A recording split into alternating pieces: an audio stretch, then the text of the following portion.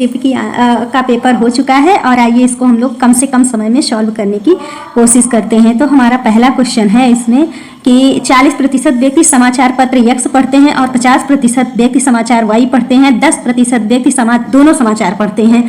तो ऐसे कितने व्यक्ति हैं जो कोई समाचार नहीं पढ़ते हैं? तो इसका हमारा आंसर चला जाएगा, आंसर हमारा जाएगा 20% ऐसे आदमी हैं जो समाचार किसी भी तरीके का समाचार नहीं पढ़ते हैं। सेकेंड वन इज 5 परिणामों का औसत 46 है और पहले 4 का औसत जो है 45 है। तो पांचवा परिणाम क्या होगा? तो पांचवा परिणाम होगा 50, आंसर जाएगा 50 के साथ। तो ये √29.8116 प्लस √77.44 का इक्वल टू होता है कितने के इक्वल टू होता है? तो ये 14.26 के इक्वल होता है। अब हम लोग सॉल्व करते हैं। पादप कोशिका भित्ति निम्नलिखित में से किससे बनी है? तो ये सेल्यूलोज से बनी हुई है।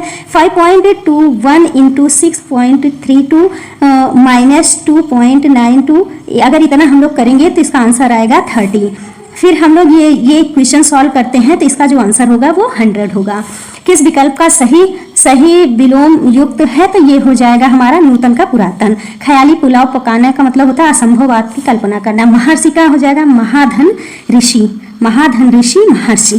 फिर हमारा अनल का आग हो जाएगा अंश का हिस्सा और कंधा हो जाए अपेक्षा निरादर नहीं होगा। तो ये आंसर सही है। फिर हम पर्यायवाची पर देखते हैं तो कौन सा पर्यायवाची शब्द है? तो ये पार्वती, रुद्राणी और भवानी, ये जो है पार्वती जी की पर्यायवाची है। तो इंग्लिश वाला हम लोग थोड़ा सा देख लेते हैं, या इंग्लिश वाला इसको बाद में करेंगे। नेक्स्ट हम लोग देखते हैं ये जीके का सॉल्व कर रहे हैं। तो जीके में ये देखते हैं कि पहली अंडर वाटर मेट्रो कहाँ पर चलाई गई? तो ये कलकत्ता में चलाई गई है। वैज्ञानिक ने पहला कृत्रिम भ्रूण तैयार किया है तो ये इजराइल के वैज्ञानिकों ने तैयार किया है। प्राचीन प्रधानमंत्री नरेंद्र मोदी ने कहाँ पर IIXB लॉन्च किया है? तो ये गुजरात में किया है।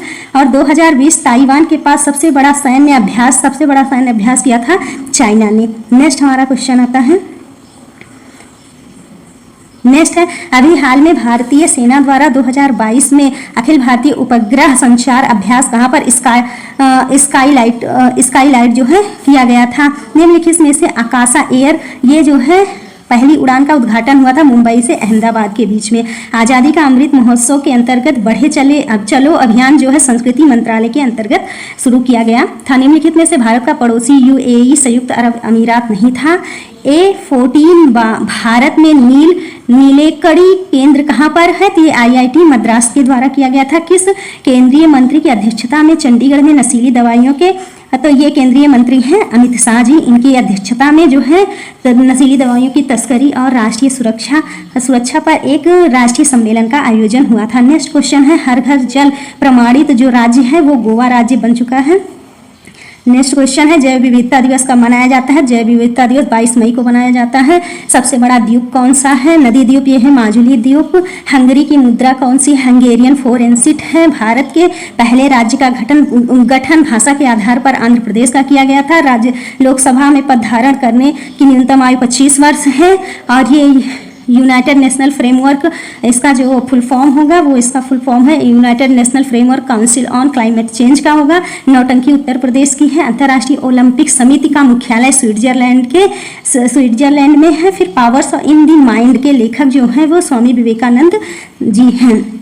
ये हिंदी का है, इसमें जो है इसको पढ़ना और इसका गद्यांश है तो इसको बाद में सॉल्व करते हैं। नेक्स्ट हम लोग जीके जीएस कर रहे हैं। तो जीके जीएस में आता है कि जीके जीएस में ये अगला क्वेश्चन आता है संगमरमर का पित्रादुरा टेक्निक शाहजहां के शासनकाल में हुई। सबसे पहले एतमादुद्दौला के उसमें लगी हुई थी।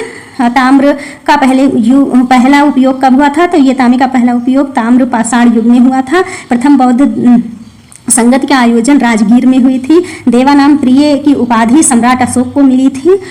और जब ईस्ट इंडिया कंपनी की भारत में स्थापना हुई उस समय मुगल सम्राट अकबर का शासनकाल चल रहा था। भूदान आंदोलन विनोबा भावे जी ने शुरू किया था आंध्र प्रदेश में।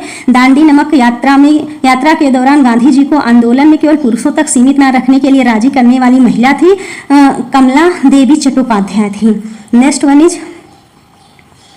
वन राष्ट्रवाद की पहली स्पष्ट अभिव्यक्ति किस क्रांति में हुई थी? तो ये फ्रांस की क्रांति में विश्व बंधुत्व की पहली भावना की शुरुआत हुई थी? किसके द्वारा बम्बई सरकार के निम्नलिखित में से किस अधिनियम के द्वारा बम्बई से सिंध प्रांत का निर्माण हुआ था? तो ये था अधिनियम 1935। ज़्यादातर हमारे अनुच्छेद लिए गए हैं, संविधान ज़्यादातर संविधान भारतीय सरकार अधिनियम 1935 से ही लिया गया। दिल्ली चलो का नारा सुभाष चंद्र बोस जी ने दिया था। कितना आसान सा पेपर है। जनसंख्या वितरण को प्रभावित करने वाले आर्थिक कारक कौन से नहीं है? तो आर्थिक कारक में आ जाएंगे पानी की उपलब्धता।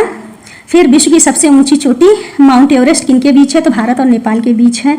अक्टूबर की गर्मी का मुख्य कारण क्या है? तो ये निम्न बेग हवाएं जो है ये गर्मी का मुख्य कारण है। भारतीय ग्रीनविच टाइम में कितना अंतर है? तो 5.5 घंटे का अंतर आता है ग्रीनविच मेन टाइम में। फिर नेक्स्ट क्वेश्चन हमारा आता है हरित क्रांति की रणनीति का हिस्सा था? तो ये उपयुक्त सभी थे। इसमें रासायनिक उर्वरक, कीटनाशी, उच्च उपज देने वाली फसलें और सिंचाई, इन सभी का प्रयोग हुआ था। नेक्स्ट है बंगाल बिहार का शोक किसे कहा जाता है? तो कोसी नदी को कहा जाता है बिहार का शोक। दामोदर नदी को बंगाल का शोक कहा जाता है।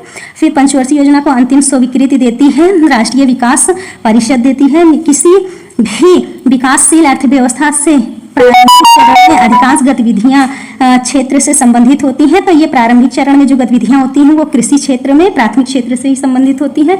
एक वाणिज्यिक बैंक नहीं है, तो सिडबी हमारा वाणिज्यिक बैंक नहीं है। या जो है स्मॉल उद्योग इंडस्ट्रीज लगाने के लिए ये जो है ऋण की व्यवस्था करता है। बाकी ये सारे जो है वाणिज्यिक बैंक हैं। निम्नलिखित में से कौन सार्वजनिक क्षेत्र के उपक्रम संसद के तहत एक विशेष कानून पारित करके स्थापित किया जाता है?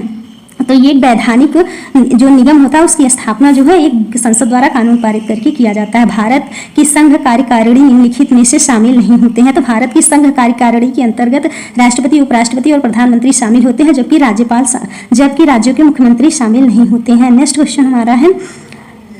हमारा क्वेश्चन है निम्नलिखित में से कौन सा अनुच्छेद भारतीय संविधान के सर्वोच्च न्यायालय की स्थापना के अंतर्गत आता है? किसके अंतर्गत आता है? तो अनुच्छेद 124 के तहत सर्वोच्च न्यायालय की स्थापना हुई है। डैश के पास मौलिक अधिकार को लागू करने की शक्ति है। तो ये सर्वोच्च न्यायालय और उच्च न्यायालय दोनों के पास है। राष्ट्रीय मानवाधिकार आयोग किसके अधीन काम नहीं करता?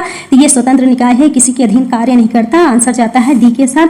फिर निम्नलिखित में से किसी केंद्र शासित प्रदेश के उच्च न्यायालय स्थापित करने का अधिकार है? तो ये अधिकार सिर्फ संसद को है। भारतीय संसद जो है उच्च न्यायालय की स्थापना कर सकती है। कौन सा एक वानस्पतिक रेशा नहीं है? तो नायलॉन एक वानस्पतिक रेशा नहीं है। फ्लैक्स ये गलत होगा क्योंकि फ्लैक्स का हिंदी जो अर्थ होता है वो अलसी होता है। तारों का रंग निम्नलिखित में से किस पर निर्भर करता है? तारों का रंग उसके तापमान पर निर्भर करता है। कौन सी ग्लोबल वार्मिंग के लिए जिम्मेदार है? तो green house gas global warming के लिए पूरी तरह से जिम्मेदार है। निमोनिया फेफड़े को प्रभावित करता है। तो इस तरह से हम लोगों ने पीटी 2022 के पहले शिफ्ट का क्वेश्चन सॉल्व कर लिया है और ये जो है 99% सही है, सटीक है। इंग्लिश और मैथ का जो डीआई का है वो नेक्स्ट वीडियो में हम लोग सॉल्व करने वाले हैं। Thank you.